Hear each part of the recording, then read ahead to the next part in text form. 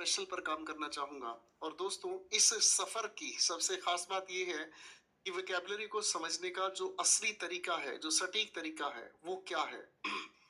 हम जब इस वोकैबुलरी की बात करते हैं तो वोकैबुलरी को याद करने के कई सारे तरीके हो सकते हैं।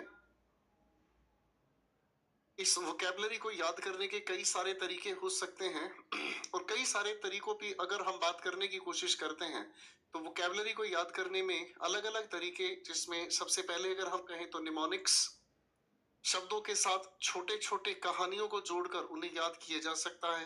फिर एक दूसरे तरीके से मैं आपको मिलाना चाहूँ, ठीक है जी।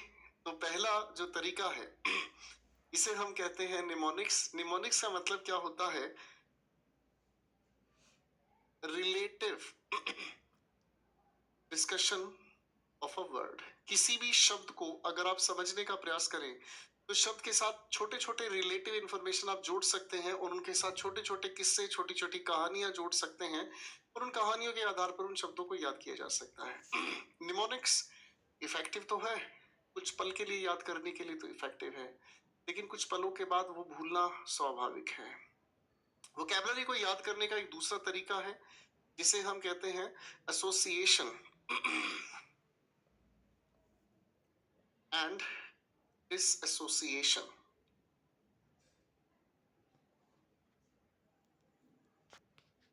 जब हम एसोसिएशन या डिसएसोसिएशन की बात करते हैं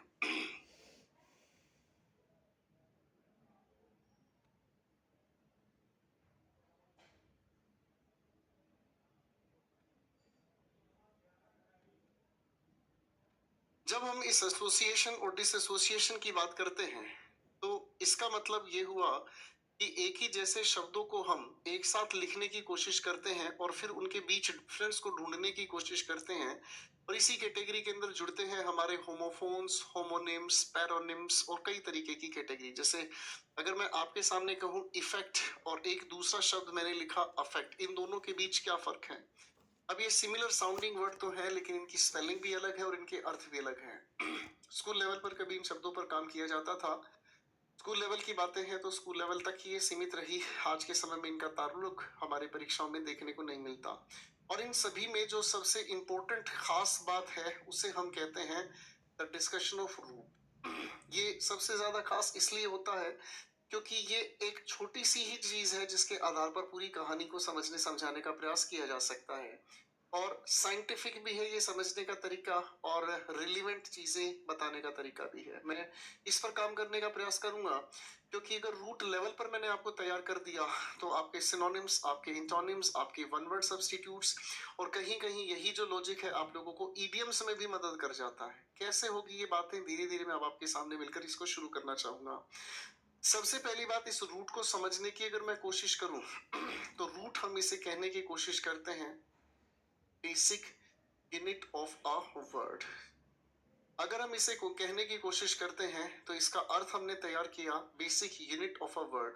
अब जब इस यूनिट की हम बात करते हैं तो शाब्दिक रूप से इसका अर्थ निकलकर आता है इकाई।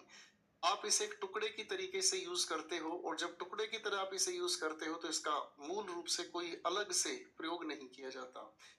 छोटे से इकाई की तरीके से इसे यूज करते हैं तो इसी की वजह से आपके पार्ट्स ऑफ स्पीच का जन्म हुआ। आगे सिलसिले को बढ़ाना शुरू करूंगा थोड़ी देर बाद। पहले इसी के साथ मैं एक चीज को और जोड़ने की कोशिश कर रहा हूं और जैसा कि आप लोगों ने अगर मेरे साथ मिलकर नाउन की जानकारी ली है तो उस समय भी मैंने इस चीज का जिक्र आपके सामने रखा है। इसे हम कहते हैं एफिक्सेस। इसे हम कहते हैं एफिक्सेस। अब एफिक्सेस को अगर हम समझने का प्रयास करें तो एफिक्सेस को हम छोटे छोटे हिस्सों में बांट सकते हैं। एक जिसे हमने कहा प्रीफिक्स, एक जिसे हम लोगों ने कहने की कोशिश की सफिक्स, ठीक है। और प्रीफिक्स और सफिक्स की अगर हम बात करते हैं तो प्रीफिक्स जो किसी से पहले जुड़े, सफिक्स जो किसी के बाद जुड़े, और जब जुड़ने जुड़ाने का ये प्रोसेस है तो जिनके साथ ये जुड़ते हैं वो बेसिकली आपका कहलाता है एक रूट। फाइन। तो प्रीफिक्स या सफिक्स के जुड़ने की वजह से, माय डियर स्टूडेंट्स, प्रीफिक्स या सफिक्स के जुड़ने की वजह से कभी कभी स्पेलिंग के अंदर भी चेंजेस होते हैं। इसे हम कायदे से कहने की कोशिश करते हैं इनफिक्स। जैसे अगर मैं आपके सामने एक छोटा सा शब्द लिखने की कोशिश करता हूं और मैंने लिखा इम्पॉसिबल, ऑब्जर्व कीजिएगा आपके तरफ से लिखा हुआ जो शब्द है वो पॉसिबल है, ठीक है, इसी को आप रूट कहना चाहें कह सकते हैं। और जब इस इन की आप बात करते हैं तो ये जो इम है ये अपने आप में एक हुआ प्रीफिक्स, ठीक है। इसी तरीके से अगर मैं कहने की कोशिश करूं, एक छोटा सा शब्द मैंने आपके सामने लिखा पुअर, अगर इस पुअर की हम बात करते हैं तो इस पुअर शब्द से जो शब्द निकल कर आया है वो हो सकता है पुअरनेस। तो दोस्तों पुअर के साथ ये जो नेस जुड़ा है, कायदे से अगर देखा जाए तो ये नेस अपने आप में एक सफिक्स है।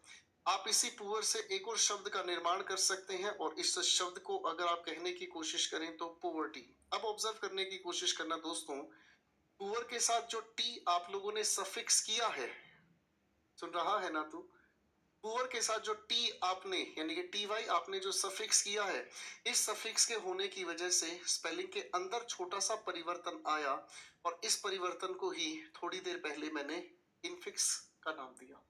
पहले यहां तक की बात को एक बार देख लीजिएगा और मेरा ये डिस्कशन रूट लेवल पर ही काम करेगा, क्योंकि ये तरीका अपने आप में साइंटिफिक है। इस तरीके के आधार पर आप चीजों को बड़ी खूबसूरती से पहचान सकते हैं, चीजों को समझ सकते हैं। एक बार फटाफट से नजरें निकालें, फिर सिलसिला शुरू करते हैं आज एक बहुत महत्वपूर्ण रूट के साथ।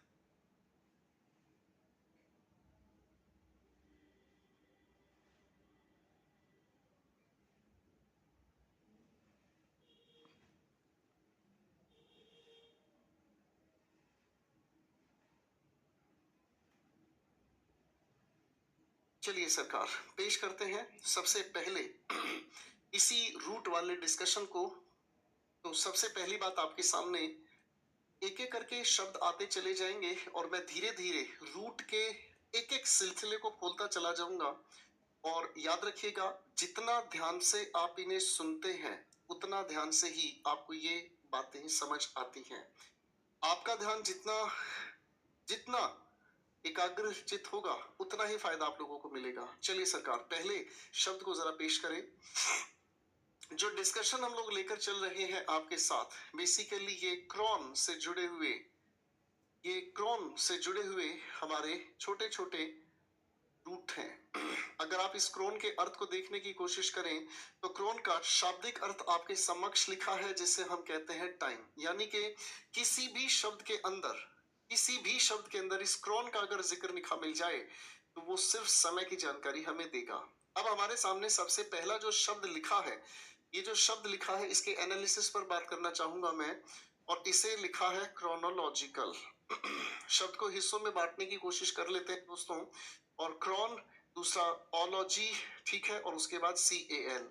दोस्तों क्रोन की अगर मैं बात करता हूं तो ये टाइम की जानकारी हमें देता है। जब हम ओलॉजी की बात करते हैं, शब्द निकल कर आया है ओलॉजी से और ये शब्द लिखा है लॉजी से। अगर इस ओ की बात हम कर रहे हैं तो ये ओ प्रेपोजिशन ऑफ का निर्माण करता है। जब इस लॉजी की हम बात करते हैं तो इसका अर्थ हुआ स्टडी, ठीक है बच्चों, इसका अर्थ हुआ स्टडी। क्लियर है।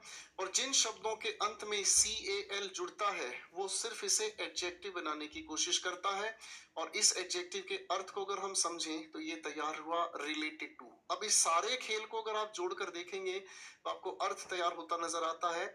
जिसके साथ आपने कहा CAL, वो अर्थ बनाता है रिलेटेड टू। अब जैसे मैंने आपके सामने एक छोटा सा शब्द रखने की कोशिश करी हिस्ट्री, ठीक है, और अगर मैं इसी से शब्द बनाने की कोशिश करूं हिस्टोरिकल, तो आप इसका अर्थ समझते हुए चलेंगे। इकल जोड़ते ही या CAL जोड़ते ही आपने इसका अर्थ तैयार किया something that is related to history, इतिहास से संबंधित, ठीक है। अगर मैं कहने की कोशिश करूं इकोनॉमिकल, इकोनॉमिकल, अब अगर मैं इसकी बात करता हूं तो इसका मतलब समझ में आता है something which is related to economy. अगर मैंने कहा political, something which is related to polity, समझ आ गया। तो एक शब्द को अगर ढंग से हमने समझा तो सारे शब्द सिलसिलेवार वो समझ आने शुरू हो जाते हैं। Chron, time, o of preposition बनाने का काम करता है लॉजी स्टडी, और उसके बाद हमने कहा तो इसका अर्थ तैयार हो गया आपके सामने, related to stating in order of time, यानी कि किसी भी समय की व्यवस्थित या क्रमानुसार अध्ययन को हम क्रोनोलॉजिकल कहते हैं। ठीक है दोस्तों, जनाब जरा अगला शब्द पेश किया जाए। The next word is Chronicle. ये शब्द की अगर आप बातचीत को ध्यान से समझेंगे तो बच्चों, क्रॉनिकल शब्द आपकी एक मैगजीन का नाम भी है। और क्रॉनिकल की अगर हम बात करते हैं, बेसिकली जब इकल शब्द जुड़ा है तो क्रॉन तो सभी को पता ही है, टाइम बताने की काम करता है, और इसके साथ सफिक्स हमने किया है इकल। क्या कहा? इकल। फाइन। इकल का कोई अपना अर्थ नहीं है, इकल का अपना कोई अर्थ नहीं है, इसके अर्थ में कोई खास चीज नहीं है, बस इतना है, ये सिर्फ और सिर्फ एक चीज से जोड़ता है। किससे जोड़ता है? यानी कि एक ऐसा समय, सुन रहा है ना तू, एक ऐसा समय का हिस्सा जो इतिहास से संबंधित है, इसे हम कहते हैं क्रॉनिकल। आप लोगों ने एक मैगजीन का नाम सुना है दोस्तों जिसे हम कहते हैं क्रॉनिकल्स। इसका मतलब क्या हुआ? इसके अंदर जो भी चीजें बताई जाती हैं है तो वो करंट अफेयर्स, लेकिन आने वाले समय में इतिहास इस चीज को जानेगा। ये क्रॉनिकल्स की खास पहचान है। एक बहुत प्यारी मैगजीन है, आप इसे पढ़ भी सकते हैं। क्रॉनिकल का मतलब हुआ a part of time which is related to history. Clear है? अगले शब्द की बात करते हैं दोस्तों, क्रॉनिकलर। अब इस शब्द को ध्यान से समझने की कोशिश करें। जिन भी शब्दों के साथ दोस्तों, जिन भी शब्दों के साथ ई आर या आप ओ आर जोड़ने की कोशिश करते हैं तो ये ई आर या ओ आर जुड़ने जाने वाले शब्दों का रिलेशन सिर्फ होता है पर्सन से संबंधित। किससे हुआ? पर्सन से संबंधित। किसी भी शब्द के साथ जोड़ने की कोशिश करें, जैसे अगर मैंने आपके सामने एक शब्द लिखा सिंग, ये अपने आप में एक वर्ब है, जैसे ही आप इसके साथ जोड़ने की कोशिश करोगे तो आप इसकी डेफिनेशन तैयार करोगे, अ पर्सन हु सिंग्स। भाई यही तो कहोगे, एक वो इंसान जो गाने का काम करता है। Got my point? Actor, a person who acts, यानी कि वो इंसान जो एक्ट करने का काम करता है। Got my point? तो इसका मतलब ये समझ आ रहा है, क्रॉनिकल की अगर मैं बात कर रहा हूं तो ये वो समय का हिस्सा हुआ जो, अरे बोल नहीं रहे यार, जो इतिहास के एक हिस्से की बात करता है। लेकिन अगर क्रॉनिक के साथ हम लोगों ने जोड़ने की कोशिश की ई आर, वो तो हम समझ ही गए, पहले से ई विद्यमान है तो दोबारा से लिखने की जरूरत नहीं है। तो क्रॉनिकलर का अर्थ क्या हुआ? वन हु मेक्स टाइमलेस, यानी कि वो इंसान जो इतिहास लिखने का काम करता है उसे क्रॉनिकलर कहा जाता है, या जिसका समय से संबंध नहीं है, जो चीज वो लिखता है वो हमेशा हमेशा के लिए जीवित रहती है। क्रॉनिकलर बना। इस शब्द को ध्यान से पढ़ें। चलिए सर, अगले शब्द की तरफ बढ़ाएं बातचीत को।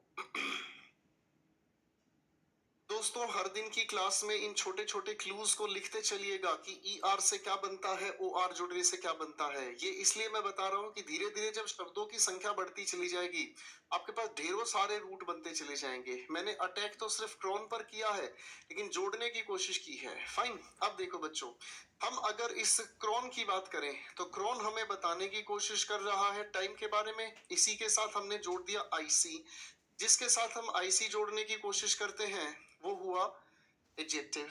क्या हुआ? एडजेक्टिव। फाइन। ये एडजेक्टिव बनाने का काम करता है। क्लियर है? अब अगर मैं वापस उसी शब्द पर आने की कोशिश करूं, मैंने लिखा हिस्ट्री, अब इसके साथ मैं जोड़ने की कोशिश करूं, ये हुआ हिस्टोरिक। अब ध्यान से समझने की कोशिश करें तो ये शब्द हमारे सामने तैयार हुआ हिस्टोरिक। थोड़ी देर पहले मैंने आपके सामने एक शब्द का जिक्र किया था जिसे मैंने कहा हिस्टोरिकल। फिलिप्स में पूछा जाता है इन दोनों शब्दों का फर्क क्या है। फिलिप्स में पूछा जाता है इन दोनों के दोनों शब्दों का फर्क क्या है। अगर इसके फर्क को आप ध्यान से समझने का प्रयास करें तो फर्क काफी इंपॉर्टेंट हो सकता है। अगर मैं इस हिस्टोरिक की बात करूं अगर मैं हिस्टोरिक की बात करूं तो इसका मतलब है which is mentioned in history. Mentioned in history, जिसका जिक्र इतिहास में है उसे हम हिस्टोरी कहते हैं। अगर मैं आपके सामने कहूं 2 अक्टूबर की खास बात क्या है, आप कहोगे सर ये एक हिस्टोरिक डे है। क्या है?